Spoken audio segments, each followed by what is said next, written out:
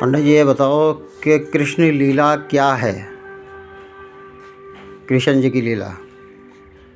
देखो पंडित दीन नारायण जी, कृष्ण की लीला का तो मतलब आपका जो प्रश्न है वो ये कहता है कि कृष्ण लीला क्या है। कृष्ण लीला तो जन्मों जन्मांतर से हो रही है और हमारे चले जाने के बाद भी भगवान कृष्ण की लीला तो होती रहेगी।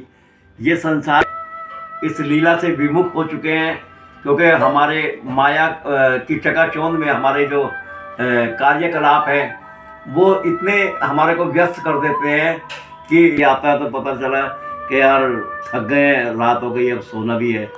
और जब सोते हैं तो सोचते हैं ब्रह्म मुहूर्त में उठें तो भगवान का ध्यान करें, तो उस पर ये लगता है कि यार फटाफट नहाना धोना है, फिर अपने वर्क पे निकलना है, काम पे निकलना है, जो हमारे भाग्य में लिखा है, फिर उस कार्यकलाप में हम उलझ जाते हैं। तो मेरा पंडित दीन नारायण जी कहने का मतलब ये है कि कृष्ण लीला तो उसी दिन समझ में आएगी जिस दिन हम अपनी लीला को शांत करेंगे। अभी तो हमारी लीला ही जो है माया की चकाचौंध में इतनी घिरी हुई है कि हम लोग समय निकाल के पर भी समय निकालना नहीं चाहते। ये हमारी विडंबना है, यही हमारा जो है कष्ट का कारण है। कष्ट कह लो या कुछ भी कह लो कि इंसान जो है सभी से बात कर लेता है संसार के अंदर, लेकिन खुद से कभी बात नहीं कर पाता। तो मेरा पंडित दीन नारायण जी यही कहना है कि कृष्ण लीला को जानने के लिए स्वयं को पहले खुद से बात करनी होगी, और जब खुद से बात करोगे, खुद को साध लोगे, तो फिर भगवान की तरफ बढ़ना चाहिए। क्या कह सकते हो इसके बारे में अभी? और एक चीज़ पंडित जी और बताओ कि चैतन्य महाप्रभु जी की जानकारी दो जनता को।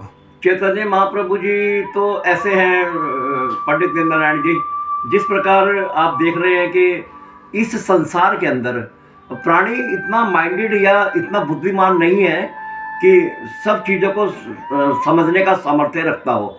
वो केवल वही सामर्थ्य रखता है जिसमें उसकी जीविका चलती है, जिसमें उसका जीवन चलता है, पालन पोषण चलता है। वो इतना ही बस जानना चाहता है, इससे आगे वो जाना ही नहीं चाहता। उनकी सेवा कर रहे हैं, और वही महाविष्णु जो है त्रेता में अवतार लेते हैं श्री राम जी का, और अपने शेषनाग जी को लक्ष्मण जी का मतलब छोटा भाई बनाकर लाते हैं लक्ष्मण के रूप में। और वही भगवान द्वापर में कृष्ण जो है होते हैं, तो महाविष्णु छोटे भाई बनते हैं और अपने छोटे इनको शेषनाग कीर्तन। हरे रामा हरे कृष्णा ये कब से चला आया?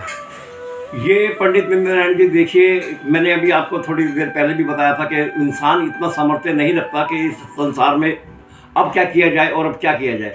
थोड़े थोड़े पल बाद जो है उसकी मनोवृत्ति बदलती रहती है, ऐसे उसके कार्यकलाप बदलते रहते हैं, क्योंकि वो बेचारा अपने ही कर्मों के अनुसार इस कार्य में व्यस्त रहता है।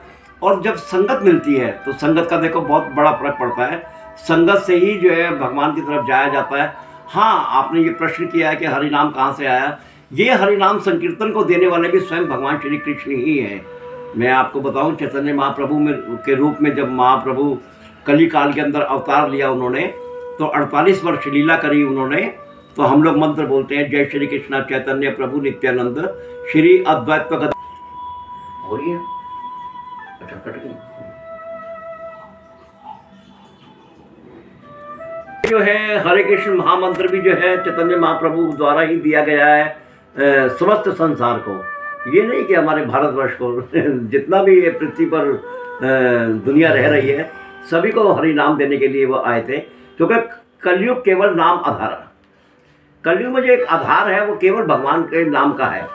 और रही बात ये कि अभी आपने कहा कि राम और श्री कृष्ण जी, तुलसी जी, तो ये लीला जो है भगवान की बड़ी जबरदस्त हुई है। जिस तरीके से राम कभी हंसे नहीं और श्री कृष्ण कभी